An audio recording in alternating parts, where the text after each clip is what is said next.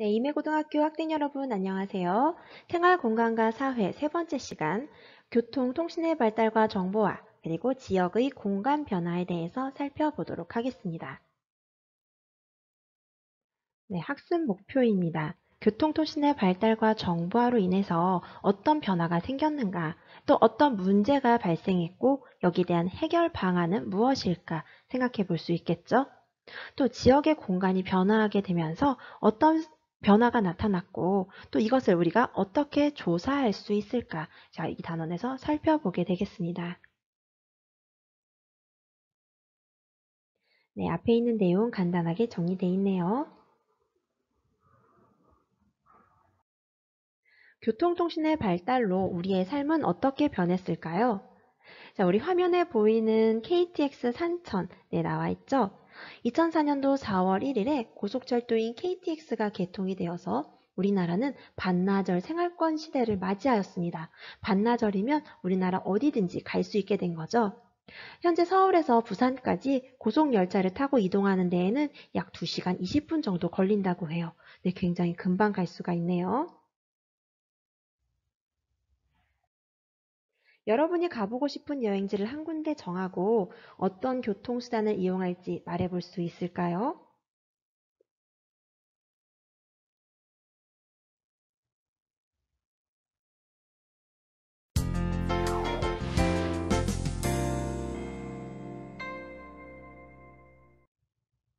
오늘은 개구리가 겨울잠에서 깨어난다는 절기 경칩입니다. 산에서 겨울을 난 개구리들은 가장 먼저 산란을 하러 습지를 찾아가는데요. 그런데 주변에서 흔히 볼 수 있는 인공 배수로가 이 개구리들에겐 치명적인 덫이 되고 있다고 합니다. 곽동건 기자가 취재했습니다. 겨우내 쌓인 눈이 녹고 꽃봉오리가 움트기 시작하면 개구리들도 긴 잠에서 깨어납니다. 노래하며 짝을 찾고 개울가에 수천 개의 알을 낳는 개구리들. 습지로 가는 길목에서 흔히 만나는 장애물은 콘크리트 배수로입니다. 한번 빠지면 벽을 오르는 건 어림없고 출구를 찾아 나아가봐도 끝이 보이지 않습니다. 어른 무릎 정도 깊이의 이런 배수로 곳곳에는 겨울잠에서 깨어난 개구리가 낳아놓은 알들이 쉽게 발견됩니다. 하지만 흙 웅덩이와 달리 인공 배수로는 며칠만 볕이 나도 금세 바짝 말라버립니다. 물이 증발되어지면 알과 함께 올챙이들이 모두 죽게 되는 인간이 만든 거대한 함정들이. 환경단체에선 배수로의 알들을 안전한 곳으로 옮겨보기도 하지만 개체수가 줄어드는 걸 막기엔 역부족입니다. 옛날에는 뭐 예를 들면 알덩이가 100개 이상 되는데 산 밑에 싹 따가버리면 한 몇 년 사이에 훅훅 줄어들었지. 먹이사슬에서 허리 역할을 하는 개구리 같은 양서류가 줄어들면 해충이 늘어나거나 조류의 생존까지 위협받을 수 있습니다. 때문에 전문가들은 개구리들이 탈출할 수 있도록 생태 통로를 만들거나 배수로 경사를 완만하게 바꿔야 한다고 지적합니다.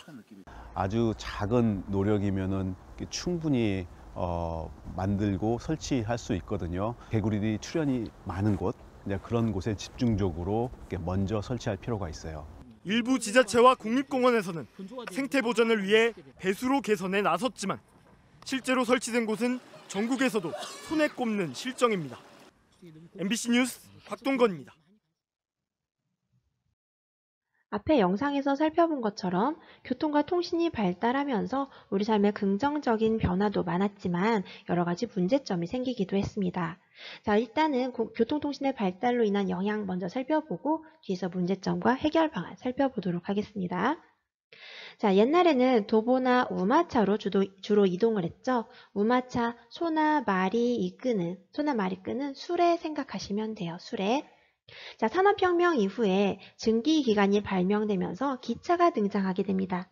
우리나라는 1899년에 처음으로 그 기찻길이 개통이 되면서 서울과 인천이 연결이 됐고요.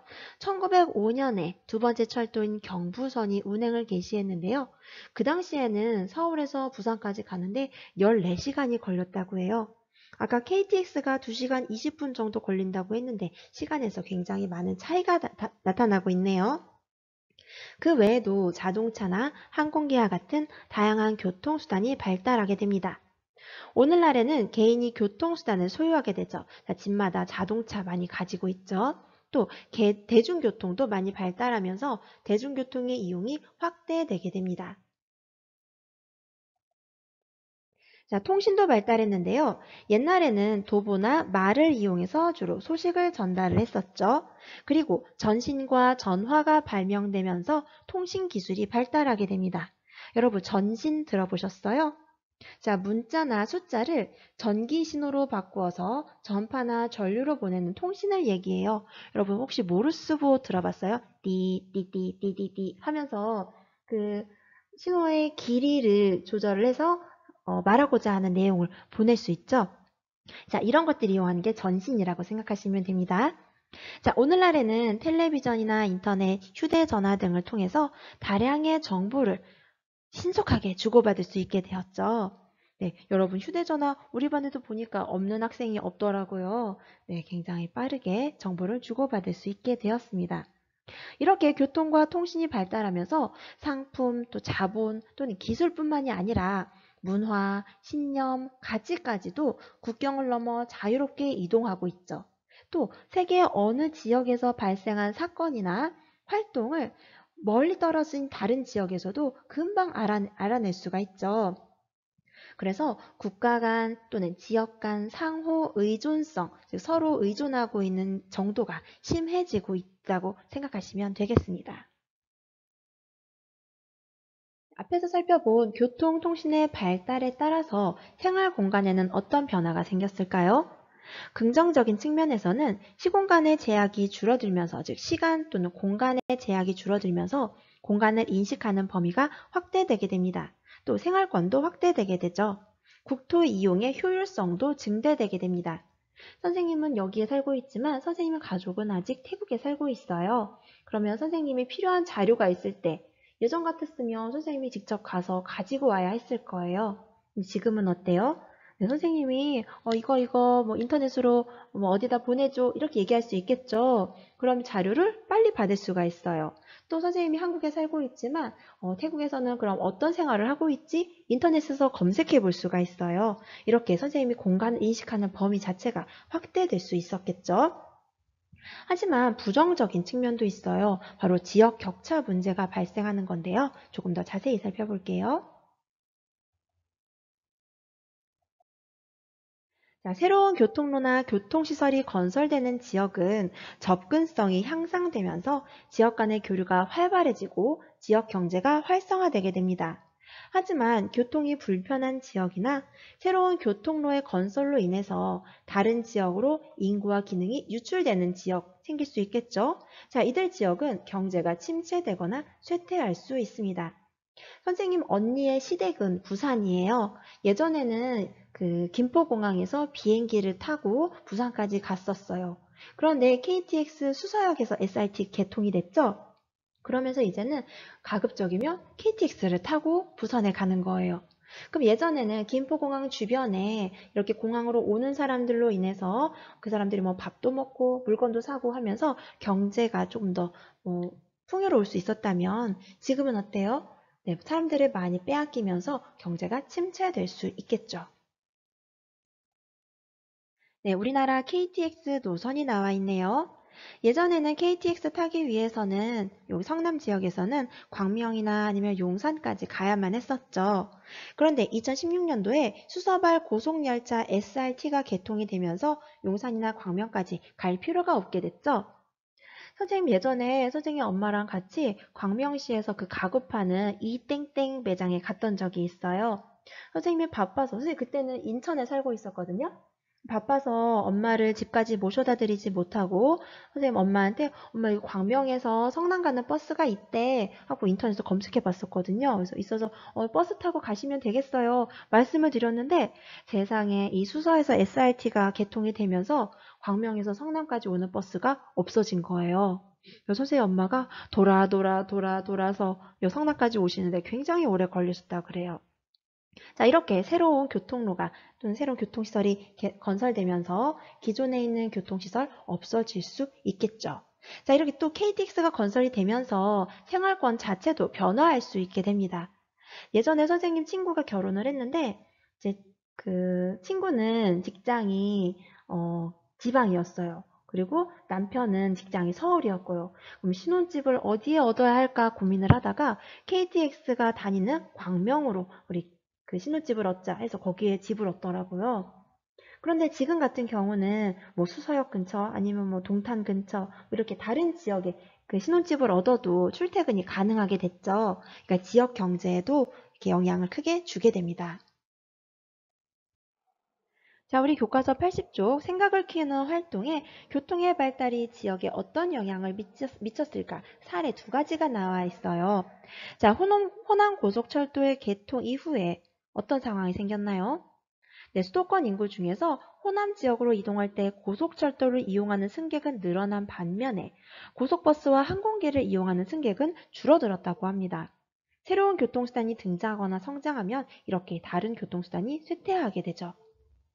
자, 거가대교의 개통에 따라서 어떤 상황이 생겼을까요? 자, 이들 지역에는 빨대 효과를 처음에 우려했다고 해요. 빨대로 컵에 음료를 빨아들이듯이 대도시 교통 발달에 따라서 주변 중소도시의 인구나 기능을 흡수하는 현상, 이걸 빨대 효과라고 하는데요. 거가대교의 개통 전에는 빨대 효과에 의해서 거제시의 상권이 쇠퇴할 것으로 예상했었지만 오히려 거제시로의 접근성이 향상되면서 거제시를 찾는 관광객이 증가했다고 합니다. 네, 아래에 있는 문제 풀어보겠습니다. 자, 자료 1을 보고 호남고속철도의 개통 이후에 나타난 지역의 변화를 써보자. 자, 광주 송정역 주변 지역 어땠을까요? 네, 역 주변의 상권이 활성화되고 있다고 합니다. 자, 광주 공항의 주변 지역은 어땠을까요? 네, 공항을 찾는 사람들이 감소해서 공항과 공항 주변의 상권이 침체되고 있다고 합니다. 네, 다음 2번. 자료 2번을 보고 거가대교의 개통 이후 부산과 거제 주민의 생활 모습은 어떻게 변화했는가 이야기해 볼까요? 네, 거가대교의 건설로 인해서 부산과 거제 모두 생활권이 확대되었음을 알 수가 있습니다. 자, 생활 양식에는 어떤 변화가 생겼을까요? 전 세계적으로 원료와 상품, 자본, 노동력의 이동이 자유로워지면서 지역 간의 상호작용이 증가하게 됩니다. 세계 여러 나라에 자회사, 지점, 생산 공장을 두고 세계적인 규모로 생산과 판매 활동을 하는 다국적 기업의 활동과 영향력이 증대되고 있습니다. 선생님이 태국에 있는 동안 이제 태국어를 배우고 싶어서 학원을 다녔거든요. 선생님 같은 반에 공부하고 있었던 사람 중에 한 명이 우리나라 대기업 엘땡 다니는 사람이었어요. 근데 그 사람은 태국에 와서 언어 배우고 여행 다니는 게 그 사람의 일이래요. 그래서 와 진짜 너무 즐거운 일이겠다 뭐 이렇게 생각을 했었죠. 그래서 친구들한테 물어봤더니 그렇게 하는 이유가 그 나라로 진출하기 위해서 먼저 그 지역의 전문가를 만드는 과정이라고 하더라고요. 이렇게 다른 지역으로 어떤 이제 자회사를 만들기 위해서 이렇게 사람을 먼저 파견해서 그 지역에서 뭐 알아보는 이런 상황들이 생기는 거예요. 그래서 결국은 이렇게 다른 나라와의 상호작용이 증가하면서 이런 다국적 기업들 생길 수 있는 거죠. 자, 어쨌든 간 이로 인해서 무역이 증대되고 또 오고 가는 사람들로 인해서 관광산업도 발달할 수 있고요. 문화 교류도 확대되게 됩니다. 자, 또 시간과 장소에 관계없이 많은 정보를 쉽고 빠르게 주고받을 수 있죠. 선생님 여기 앉아 있으면서도 인터넷 검색을 해서 지금 태국에서는 어떤 상황이 생기고 있는가 검색해 볼 수 있겠죠. 또 전화, 인터넷, 스마트폰 등을 이용해서 물건도 쉽게 구매 가능하고요. 무점포 상점에 등장하면서 상권이 확대되게 됩니다. 선생님이 여기에서 인터넷으로 무슨 물건을 구입하면 뭐 강원도에서 올 때도 있고 경상도에서 올 때도 있고 전라도에서 올 때도 있고요. 자, 이렇게 상권이 확대되는 모습 볼 수 있겠습니다. 네, 우리 교과서 81쪽에 우리나라 항공 여객 및 항공 화물 증가 추이 그래프가 나와 있습니다. 교통이 발달하면서 해외여행이 활성화되고 또 항공 여객 수가 증가하였으며 다른 국가의 교역이 증대되고 또 항공을 이용한 화물 수송도 증가하였죠. 인천국제공항은 동북아시아의 허브 공항 역할을 수행하고 있죠. 자, 그런데 요즘엔 어때요? 그 코로나 바이러스 때문에 사실 국가적인 이동이 쉬워지지는 않았죠. 네, 매우 어려워졌어요. 그래서 이제 사람들은 주로 많이 이동하지 못하게 됐는데 요즘은 화물의 이동량이 많아졌다고 합니다. 그래서 예전에는 사람이 타던 공간을 이제 화물을 실어서 옮기는 형태로 그 항공사들이 수익을 창출하고 있다고 하네요. 이런 교통통신의 발달은 여러 가지 문제점을 가지고 있기도 합니다. 인간 생활에 미치는 영향 먼저 살펴볼게요. 교통량이 증가하면서 교통체증, 교통사고의 증가, 교통로 주변에 소음 문제 생길 수 있겠네요. 또 생태 환경에 미치는 영향도 있죠. 환경오염 문제, 녹지 공간의 감소 문제, 야생 동식물의 서식지 감소 문제, 외래종의 생태계 교란과 같은 문제점도 생깁니다. 우리 앞에서 살펴봤던 그 개구리를 많이 볼 수 없는 뭐 이런 문제들 바로 여기에 해당이 된다라고 생각하면 됩니다. 외래종이 어떻게 들어오게 되냐면 그 선박 평형수 같은 데 많이 들어오기도 한데요. 선박 평형수 우리 교과서 82쪽에 나와 있는데요. 배의 무게 중심을 유지하기 위해서 채워넣는 바닷물인데요. 이 속에 많은 외래종 생물들이 들어와서 생태계가 교란이 되기도 합니다. 원래 서식지가 아닌 다른 지역에서 유입이 되는 이런 동식물은 그 지역의 생태계를 어떻게 파괴할 수 있을까요? 여러분, 황소개구리 들어봤어요? 네, 원래는 뱀이 개구리를 먹죠. 근데 황소개구리는 뱀을 잡아먹기도 한대요. 네, 생태계 교란이라고 볼 수 있죠. 선생님 아빠가 낚시를 굉장히 좋아하시는데 가면은 베스라고 부르는 물고기 많이 잡힌대요.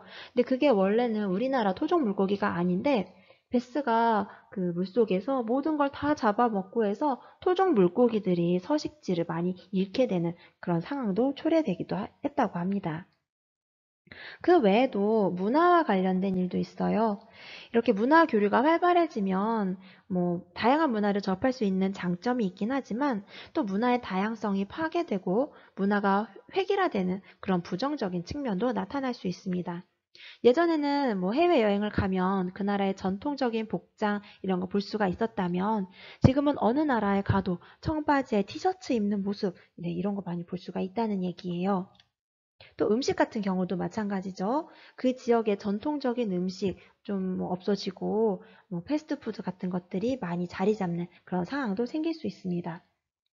또 대중문화 측면에서 봤을 때에도 뭐 헐리우드 영화에 잠식이 돼서 그 나라 영화 산업이 좀 뭐 침체된다든지 이런 상황들 생길 수 있겠죠.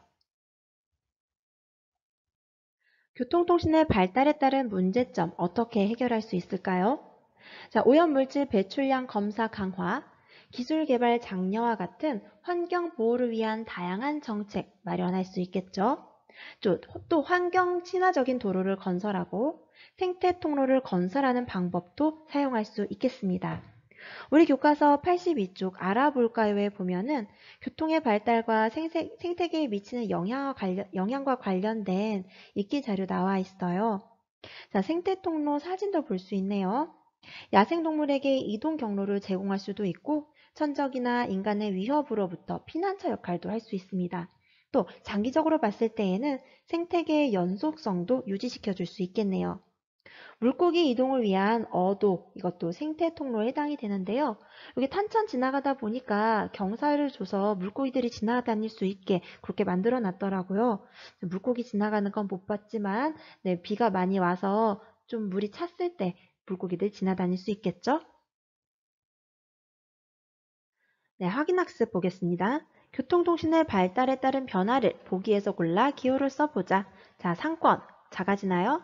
네, 상권은 커지죠? 시 공간의 제약이 줄어듭니다. 문화 교류가 확대되고요. 지역 간 교류도 활발해지죠. 공간을 인식하는 범위는 늘어나게 되겠죠? 또 다른 지역과의 접근성이 향상됩니다. 답은 디귿, 리을, 비읍. 자, 2번.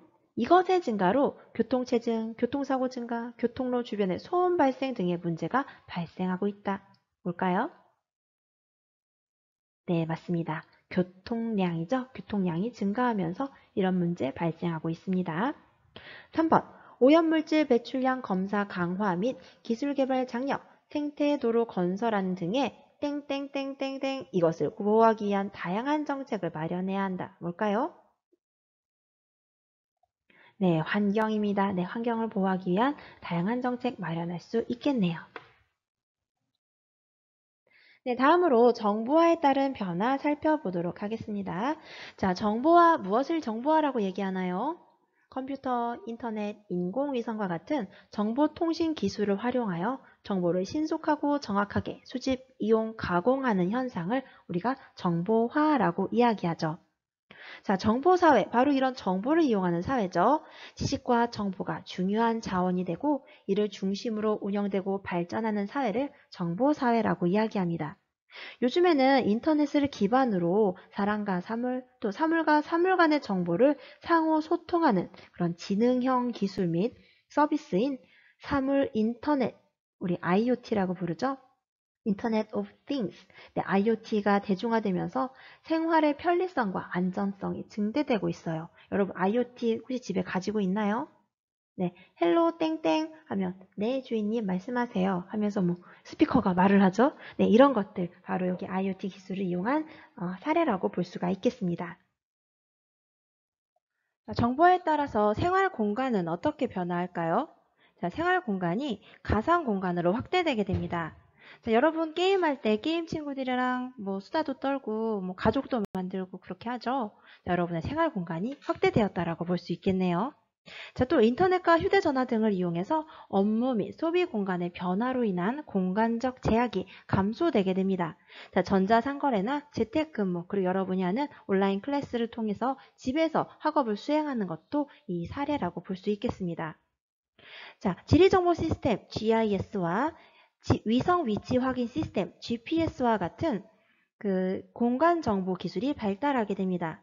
자, 이런 공간 기술 정보는 교통, 토지, 해양, 재난, 재해와 같은 다양한 분야에서 활용 가능합니다. 자, 여러분 교과서 83쪽에 일상생활에서 활용되고 있는 위성 위치 확인 시스템에 대해서 나와 있어요. 자, 인공위성을 활용해서 사용자 위치를 경위도 좌표로 알려주는 시스템입니다. 자, 선생님 같은 경우도 이 GIS와 GPS를 결합한 내비게이션 아주 많이 사용을 합니다. 새로운 곳에 갈 때, 자, 내비게이션을 켜놓고 가면은 선생님의 위치 먼저 GPS가 확인해 줄 수 있고요. 또 그리고 그 지도상에 여러 가지 뭐 건물이라든지 아니면 농경지 또는 뭐 상가 이런 것들 정보를 입력해 놔 있죠. 그래서 이런 수치 정보가 함께 들어가 있어서 선생님이 가는 길 쉽게 찾아서 갈 수가 있게 되는 거죠. 자, 정보화에 따른 생활 양식의 변화 살펴보겠습니다. 자, 먼저 정치적 측면. 자, 우리 SNS라고 짧게 부르는 누리 소통망이나 가상 공간을 통해서 개인의 정치적 의견을 표현하고 정치 참여의 기회를 정치 표현의 기회가 확대되는 이런 변화가 생기게 됩니다. 자, 전자투표 할 수 있고요. 자, 우리도 이번에 학생회장 뽑을 때 전자투표로 시행하게 되죠. 네, 우리도 정치에 이렇게 참여하게 되네요. 또 국민청원 인터넷으로 할 수 있죠.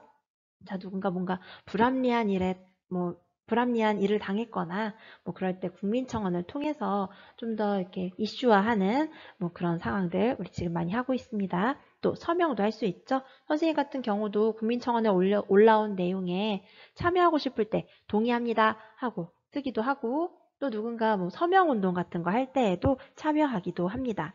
또 인터넷으로 행정 업무도 처리할 수가 있네요. 자, 여러분 중학교 때 하고 주소가 바뀐 사람들 선생님한테 담임 선생님께 주민등록등본 제출해야 되죠. 알고 계시죠? 네, 주민등록등본 우리 동사무소 가서 이제 동사무소가 아니죠. 네, 옛날 사람입니다, 선생님. 네, 행정복지센터에 가서 출력할 수도 있지만 인터넷으로 접속해서 출력할 수도 있죠. 네, 그렇게 출력해서 담임 선생님께 제출하시면 됩니다. 자, 그 다음 경제적 측면 보겠습니다. 자, 전자상거래가 활성화되었습니다. 인터넷 쇼핑, 선생님 인터넷 쇼핑 참 많이 해요. 네, 필요한 거 많이 삽니다. 네, 마트 갈 시간이 없어요. 선생님 왜 이렇게 바쁠까요? 자, 그 다음 홈쇼핑. 자, 부모님들 집에 밤에 이렇게 TV 홈쇼핑 켜놓고 뭐 필요한 거 구매하시는 모습 많이 보셨나요? 또 인터넷 뱅킹 가능하죠? 네, 돈을 어딘가에 보내야 될 때 우리 인터넷 뱅킹 접속해서 보낼 수 있습니다. 환전할 때에도 인터넷 뱅킹으로 이용하면 편해요. 인터넷 뱅킹으로 환전 요청 먼저 하면 수수료도 좀 싸게 환전할 수 있죠. 자, 원격 근무 또 화상 회의도 이렇게 이루어질 수가 있습니다. 자, 사회문화적 측면 볼까요? 네, 원격 진료와 원격 교육이 가능합니다. 여러분 지금 집에서 온라인 클래스 보고 있죠? 네, 원격 교육이 이루어지고 있네요. 자, 영화, 텔레비전 프로그램과 같은 다양한 매체를 통해서 문화의 확산 속도도 아주 빠르게 증가하고 있습니다. 자, 우리 이번에 코로나 때문에 이런 정보화의 어떤 뭐랄까 정보화를 우리 굉장히 많이 이용을 하는 모습 나타나고 있네요. 네, 시공간적 제약이 감소됐기 때문에 우리가 이렇게 이용을 할 수가 있겠죠. 네, 우리 교과서 84쪽 알아볼까요? 한번 같이 보겠습니다. 네, 재택근무가 확대되면서 출퇴근 및 회의를 위한 공간 이동이 감소하고 있어요. 여기 재택근무 근무 사유에 대해서 나와 있네요. 우리 이번에는 사실 코로나19 때문에 재택근무하는 부모님 많으셨죠? 네, 사유의 범위, 퍼센테이지 변화가 좀 생겼겠어요. 그쵸? 자, 사례 2번도 볼까요? 건강장애 학생을 위한 원격 교육 이루어지고 있네요. 자, 오스트레일리아의 사막과 같이 인구 밀도가 희박하고 인근에 학교가 없어서 장거리 통학을 해야 하는 지역에서도 원격 교육이 많이 이루어지고 있습니다. 네, 이거는 선생님이 실제로 원격 수업을 실시했던 모습입니다. 네, 코로나 때문에 직접 만나지 못하고 원격으로 수업을 했었어요. 자, 이 사람들은 태국 사람들이에요. 선생님 태국에서 한국어를 가르쳤는데 다 끝마치지 못하고 한국에 돌아왔거든요. 그래서 원격으로 수업을 실시했습니다. 선생님한테는 굉장히 즐겁고 또 새로운 그런 경험이었죠. 이런 경험을 토대로 해서 지금 여러분에게 수업하는 이 온라인 클래스도 찍고 있는데 이게 더 어려운 것 같아요. 네. 네, 여러분도 사실 지금과 같은 상황이 여러분 인생에 어떻게 보면 왜 하필 내가 학생인 시기에 이런 일이 생겼나 할 수도 있지만 장기적으로 봤을 때 여러분의 이 경험이 또 여러분이 앞으로 나아갈 어떤 여러분의 진로에 있어서 좀 어떤 새로운 전환점이 될 수도 있을 것 같아요. 이런 상황을 좀 더 즐기면서 여러분 인생에 대해서 조금 더 진로에 대해서 생각해 볼 수 있는 계기가 되면 좋겠다는 생각이 듭니다. 네, 정보화에 따른 문제점 살펴보겠습니다. 인터넷 중독, 사생활 침해, 사이버 범죄, 그리고 정보 격차와 같은 문제가 발생합니다. 자, 인터넷 중독 먼저 볼게요. 지나친 인터넷 사용으로 일상생활에 지장이 초래가 됩니다. 또 대면적 인간관계가 약화되는데요. 대면적 인간관계 약화, 즉 직접 보고 얼굴을 마주보고 하는 인간관계가 약화된다는 뜻입니다. 근데 우리 같은 경우는 사실 인터넷 중독보다는 이 휴대폰 중독이 좀 심각한 것 같아요. 휴대폰을 손에서 놓지 못하는 사람들 많죠? 네, 찔리는 사람 많을 겁니다. 네, 우리 휴대폰에 중독되지 맙시다. 네, 다음 두 번째. 자, 사생활 침해 문제입니다. 개인정보 누출 및 해킹 문제. 네, 이건 범죄죠, 여러분. 네, 범죄입니다. 또 폐쇄로 텔레비전, CCTV나 휴대전화 위치 추적 기술 등으로 개인에 대한 감시나 통제가 증가하고 있습니다. 자, 사이버 범죄 볼게요. 가상 공간의 익명성을 이용한 사이버 폭력이나 해킹이 증가하고 있습니다. 자, 사이버 공간에서의 익명성은 표현의 자유를 극대화한다는 장점도 있지만 악의적 행동을 하게 하는 원인이 되기도 합니다.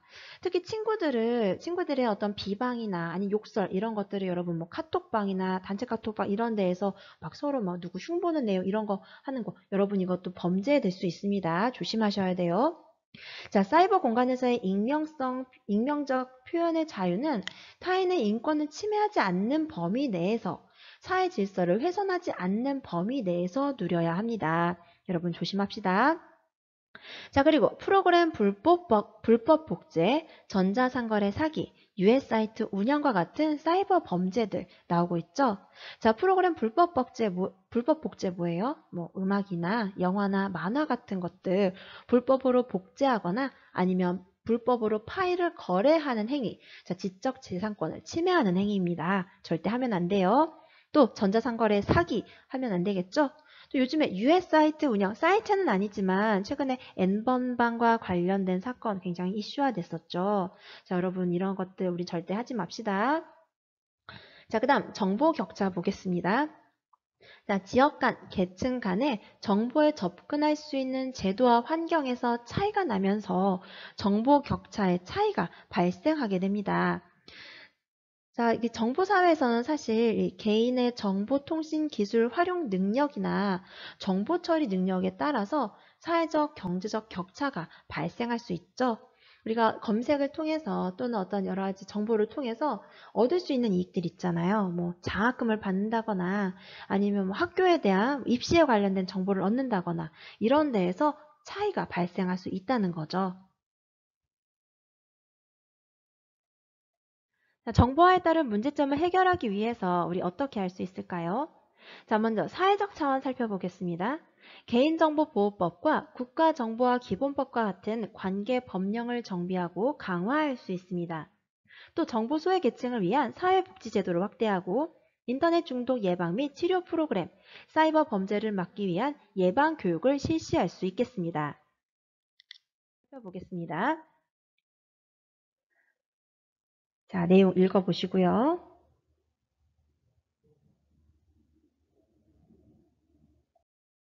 앞에서 나타난 내용을 토대로 해서 정보 격차 해소 정책의 목적과 성과 그리고 보완할 점을 한번 말해봅시다. 자, 목적 무엇일까요?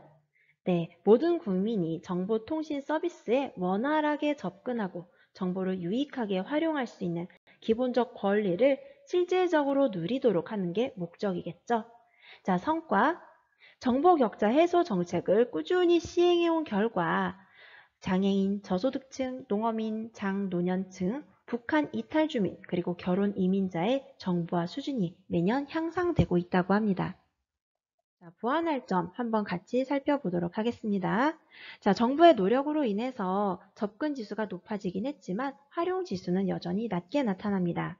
자, 노년층을 위해서 스마트폰이나 컴퓨터를 잘 사용할 수 있도록 그 스마트폰 기본 사용 방법 아니면 메신저 및 누리소통망 활용 방법 등을 알려주는 게 필요하겠죠.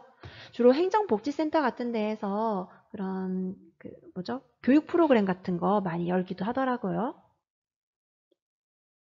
자, 여러분이 정부와 정책 담당자라면 어떤 정책을 마련하고 싶어요? 자, 예시 답안을 참고로 해서 여러분만의 정책 마련해 볼 수 있을까요? 또 두 번째로 개인적 차원에서 살펴볼게요. 자, 바람직한 인터넷 사용 습관을 기르고 개인정보 보호 수칙 지키기와 같은 정보윤리 실천이 필요하겠습니다. 네, 우리 교과서 한번 살펴볼게요. 자, 교과서 87쪽 우리 학급의 사이버 윤리 헌장 만들기 한번 같이 살펴보겠습니다. 전자우편이나 휴대전화, SNS, 인터넷 카페 등을 이용해서 특정인을 집단으로 괴롭히는 현상, 우리가 이걸 사이버 불링이라고 부르는데요. 이 사이버 불링을 학교에서 친구들 사이에 흔히 일어날 수 있는 장난으로 생각하고 있어서 죄책감을 느끼지 못한다는 게 아주 큰 문제점입니다. 여러분, 이런 사이버 폭력에 대해서 학교에서 굉장히 심각하게 생각하고 엄중하게 처벌하고 있음을 명심하시기 바랍니다. 자, 확인학습 문제 살펴볼게요. 공간정보 자료를 수치화하여 컴퓨터에 입력, 저장하고 이를 사용자의 요구에 따라 분석, 가공하는 정보 처리 시스템, 뭐라고 할까요? 네, 지리정보 시스템 GIS라고 합니다. 자, 2번. 정보에 접근하거나 이용할 수 있는 기회에 차이가 생기는 무슨 현상이 발생하고 있을까요? 네, 바로 정보 격차죠. 정보 격차가 발생하고 있습니다. 3번, 정보화에 따른 문제 해결 방안. 자, 보기에서 골라 기호를 써볼까요? 자, 사회적 차원에서는요. 네, 관계 법령을 정비하고 정보 소외계층을 위한 사회복지 제도를 확대할 수 있겠습니다. 자, 개인적 차원에서는요.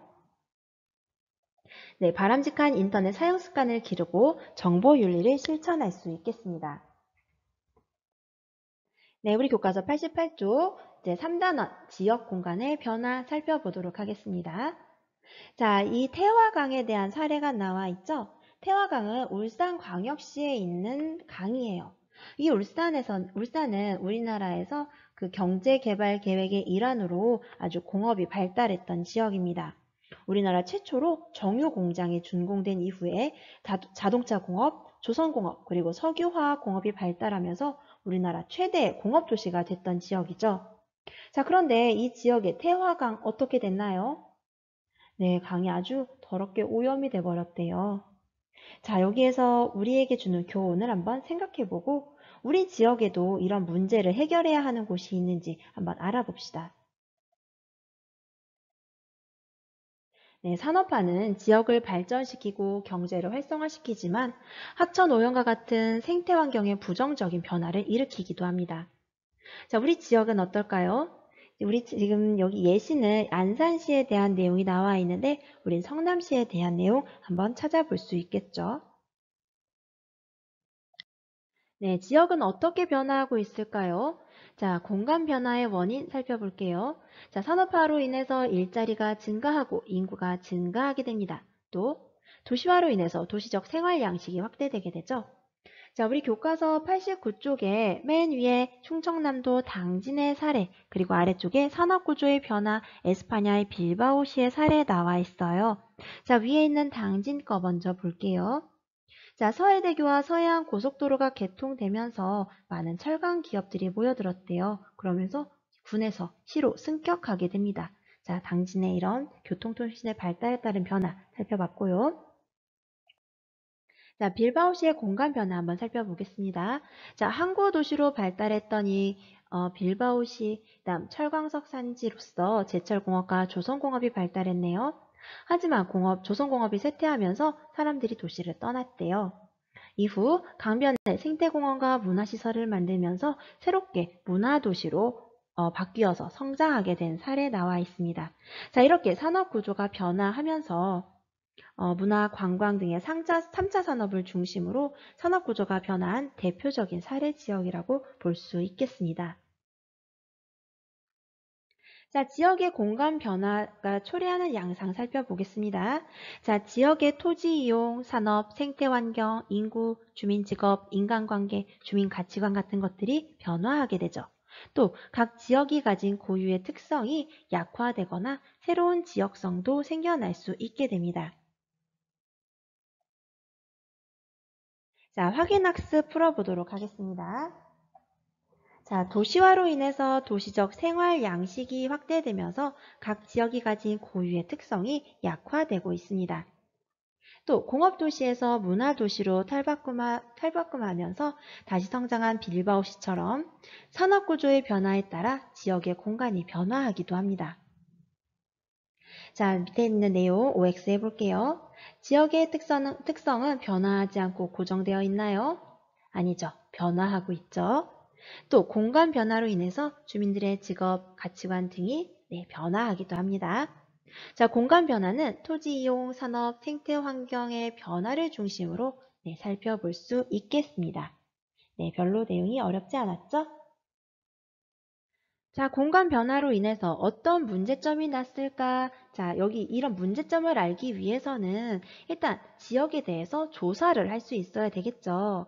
자, 지역 조사란 지역에 대한 다양한 지리 정보를 수집하고 분석하는 일련의 조사 활동을 이야기합니다.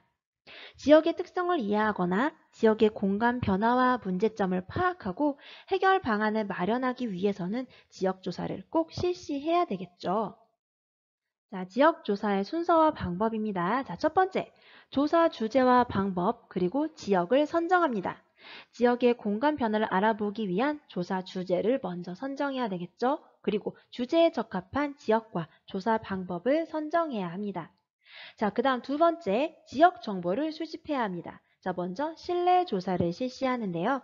실내에서 지방자치단체나 지역신문, 인터넷 등을 통해 지리 정보를 수집하는 과정을 실내조사라고 이야기합니다. 문헌자료, 통계자료, 지형도, 항공사진을 수집하고 미리 설문지를 제작할 수 있겠죠. 자, 이렇게 실내조사한 내용을 토대로 야외조사를 실시합니다. 그 실내조사에서 파악한 정보를 확인하고 현장에서 새로운 정보를 얻는 과정을 야외조사라고 하는데요. 주민과의 면담, 설문조사, 사진 촬영, 관찰, 실측, 실질적인 측량이죠. 이런 실측 등을 실시할 수 있겠습니다. 자, 앞에서 실내조사와 야외조사에서 수집한 지역 정보를 이제 분석을 해야 되겠죠. 수집한 지리 정보를 분석한 다음에 다양한 그래프, 그리고 통계지도, 그리고 표 등으로 표현할 수 있겠습니다. 자, 마지막으로 네 번째, 보고서를 작성합니다.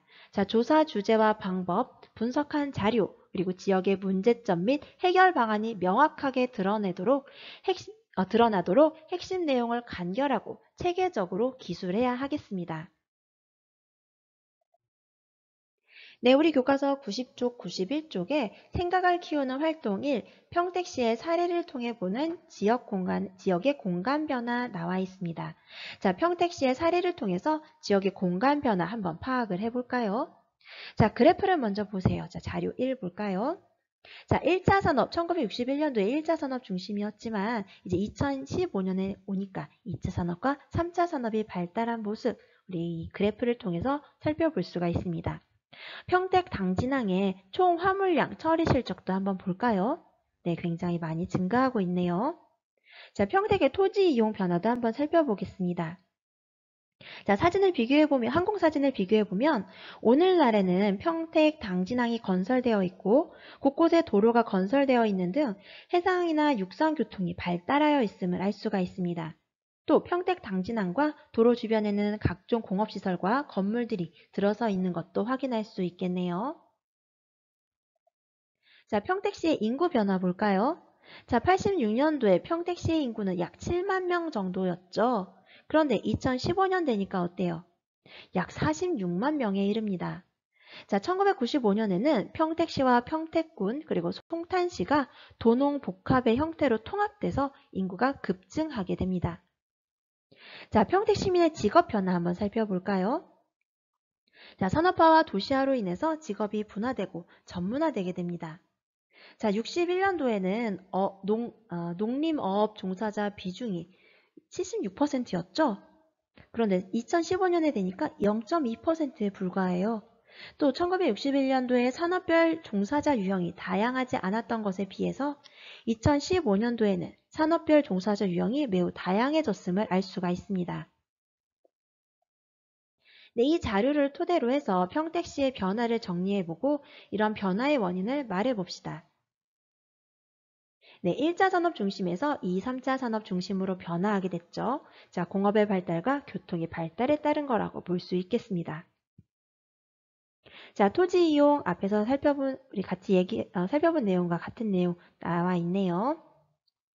자, 항만시설, 도로, 공장, 주택과 같은 인위적인 토지 이용이 증가하고 녹지 면적은 감소하였습니다. 산업화로 인해서 공업이 발달하면서 산업단지, 물류단지가 증가하였고 항만시설을 개발하고 도로를 확충하면서 교통로를 중심으로 각종 시가지 면적이 확대되었기 때문이죠. 자, 인구의 변화와 지역 주민 직업의 변화 한번 살펴볼까요? 네, 평택시의 총 인구수와 외국인 수가 점점 증가했네요.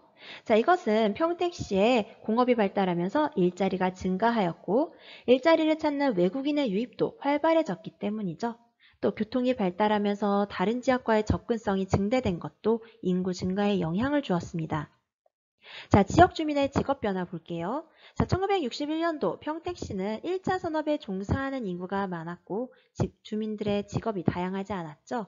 하지만 2014년도에 1차 산업 종사자 비율이 줄어들고 2, 3차 산업 종사자 비율이 증가하게 됩니다. 또 주민들의 직업도 다양해졌죠. 특히 고급 서비스 산업에 해당하는 금융, 그리고 보험업, 그리고 전문 과학 및 기술 서비스업의 비중이 증가한 것을 볼 수 있습니다.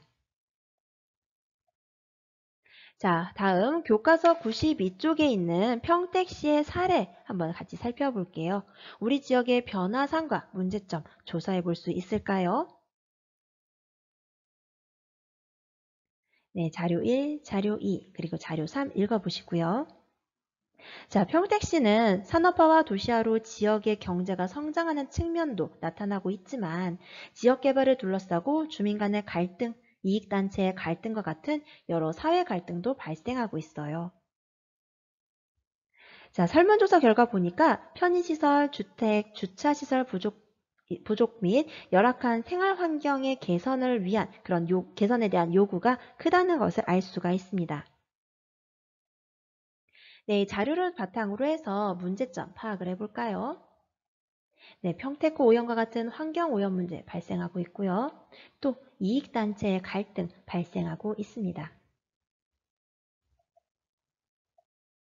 자, 평택시의 발전 방향 어떻게 제안할 수 있을까요? 네, 오염 개선을 위한 여러 주변 도시들과의 협력 방안 생각해 봐야 되겠죠. 또 여러 가지 개발 정책을 추진을 할 때에는 의견을 수렴하고 그 효과가 지역 주민에게 갈 수 있도록 해야 되겠네요. 자, 우리 지역의 변화상과 문제점도 모둠별로 조사해 보면 참 좋겠는데 우리 할 시간이 있을지 모르겠어요.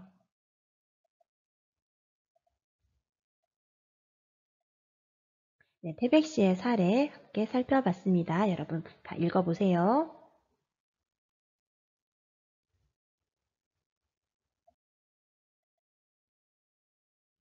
네, 종사자 비율의 변화 그래프도 그려볼 수 있겠네요.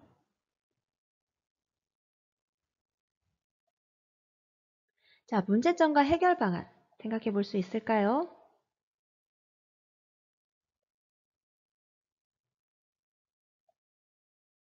네, 이걸 토대로 해서 보고서를 작성하고 평가를 하면 참 좋겠는데, 네, 할 수 있을지 모르겠습니다, 여러분. 네, 이 사례 잘 읽어보세요. 자, 확인학습 하겠습니다. 자, 지역에 대한 다양한 지리 정보를 수집하고 분석하는 일련의 조사 활동, 네, 지역조사라고 합니다. 지역의 공간 변화를 알아보기 위해 현장에서 정보를 수집하는 방법, 네, 면담이나 설문조사 같은 게 있었고요. 자, 지역조사 단계에서 할 수 있는 적절한 조사 방법 보기에서 골라 써볼까요? 자, 지역 정보를 수집하기 위해서 네, 사진 촬영 및 관찰할 수 있습니다. 또 인터넷을 통한 문헌 자료 조사 할 수 있겠네요. 자, 지역 정보를 분석하는 방법. 네, 그래프나 통계 지도를 작성하면서 분석해 볼 수 있겠습니다. 네, 이렇게 해서 우리 좀 50분 넘는 52분에 가까운 시간 동안 네, 많은 내용 살펴봤습니다. 자, 다음 시간에 배울 내용은 인권 보장과 헌법, 인권의 의미와 변화 양상 살펴보도록 하겠습니다. 자, 여러분 수고하셨어요.